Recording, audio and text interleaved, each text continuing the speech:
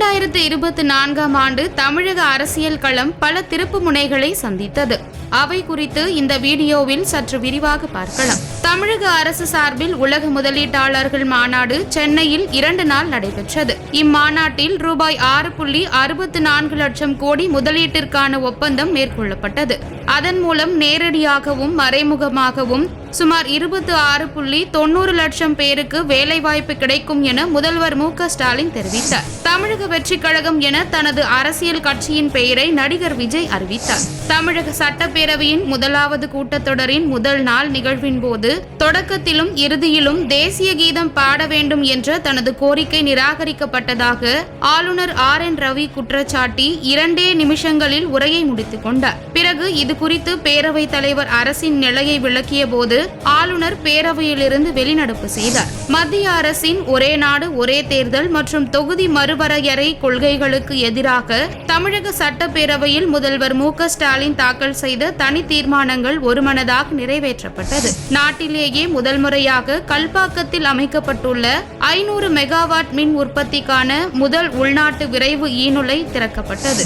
2023 முதல் 2024 நிதியாண்டில் 9.56 billion dollar மதிப்பிலான மின்னணு பொருட்கள் ஏற்றுமதி செய்து தமிழகம் சாதனை படைத்தது. மக்களவை தேர்தலில் தமிழகத்தில் உள்ள 39 தொகுதிகளிலும் புதுச்சேரியில் உள்ள ஒரு தொகுதியிலும் திமுக தலைமையிலான கூட்டணி வெற்றி பெற்றது. அரசு பள்ளிகளில் 6 முதல் +2 வகுப்பு வரை படித்து உயர்கல்வியில் சேரும் 3 லட்சம் கல்லூரி மாணவர்களுக்கு மாதம் ரூபாய் 1000 வழங்கும் தமிழ் புதல்வன் என்ற திட்டத்தை முதல்வர் மு.க.ஸ்டாலின் அறிவித்தார். கள்ளக்குறிச்சியில் கள்ளச்சாராயம் குடித்தவர்களில் 100க்கும் மேற்பட்டவர்கள் உடல்நலம் பாதிக்கப்பட்டு மருத்துவமனையில் சேர்க்கப்பட்ட நிலையில் 60க்கும் மேற்பட்டோர் சிகிச்சை பலனின்றி உயிரிழந்தனர். பகுஜன் சமாஜ் கட்சியின் தமிழ்நாடு மாநில தலைவர் ஆம்ஸ்ட்ராங் வெட்டி படுகொலை. இது தொடர்பாக 25 பேர் கைது செய்யப்பட்டனர். கீழடியில் 10வது கட்ட அகழாய்வில் குடிநீர் இணைப்புக்கான அம்சங்கள் இருந்தது கண்டுபிடிக்கப்பட்டது. இதன் மூலம் 2500 ஆண்டுகளுக்கு முன்பே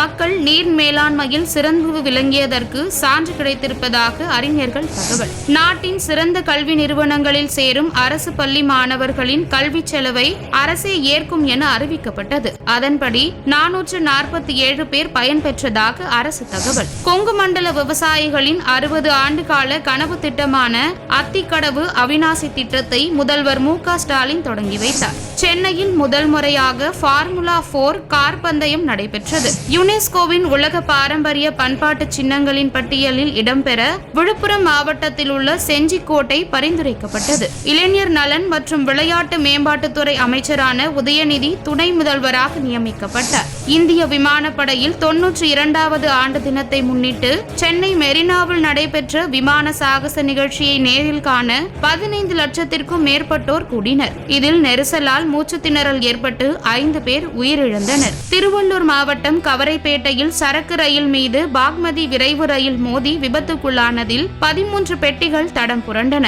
7 பெட்டிகள் ரயில் பாதையின் குறுக்கே விழுந்தன. இந்த விபத்தில் 19 பயணிகள் காயமடைந்தனர். தமிழக வெற்றிக் கழகத்தின் முதல் மாநாடு அதன் தலைவர் விஜய் தலைமையில் விக்கிரவாண்டியில் நடைபெற்றது. வங்கக்கடலில் உருவான பெஞ்சல் புயல் மரக்காணம் அருகே கரையை கடந்தது. புயல் பாதிப்பு காரணமாக 4 பேர் உயிரிழந்தனர். கனமழை காரணமாக திருவண்ணாமலையில் மண் சரிவு, 7 பேர் உயிரிழப்பு. புயலால் பாதிக்கப்பட்ட கடலூர், கள்ளக்குறிச்சி, விழுப்புரம் ஆகிய மாவட்டங்களில் குடும்ப அட்டைதாரர்களுக்கு தலா ரூபாய் 2000 நிவாரணம் வழங்கப்படும் என முதல்வர் மு.க.ஸ்டாலின் அறிவித்தார். டங்ஸ்டன் சுரங்க உரிமத்தை ரத்து செய்ய கோரி தமிழக சட்டப்பேரவையில் தீர்மானம் நிறைவேற்றப்பட்டது. உலக செஸ் சாம்பியன் பட்டம் வென்ற குகேஷிற்கு பரிசாக ரூபாய் 5 கோடிக்கான காசோலையை முதல்வர் மு.க.ஸ்டாலின் வழங்கினார்.